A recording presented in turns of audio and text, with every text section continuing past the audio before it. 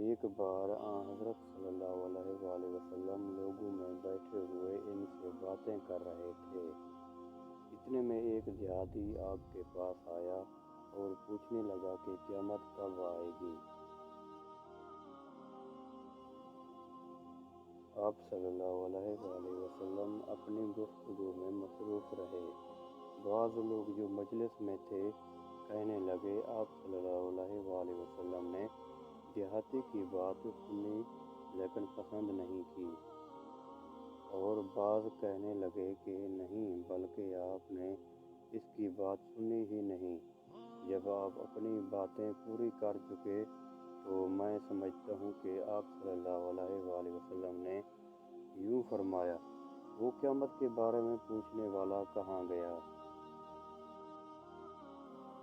اس دیہاتی نے کہا، حضور صلی اللہ علیہ وآلہ وسلم، میں موجود ہوں۔ آپ نے فرمایا کہ جب امانت، ایمانداری دنیا سے اٹھ جائے تو قیامت ہونے کا انتظار کر۔ اس نے کہا، ایمانداری؟ اس نے کہا، کیا مطلب ہے؟ آپ صلی اللہ علیہ وآلہ وسلم نے فرمایا، جب حکومت کے کاروبار نالائق لوگوں کو سونپ دیے جائیں تو قیامت کا انتظار کر۔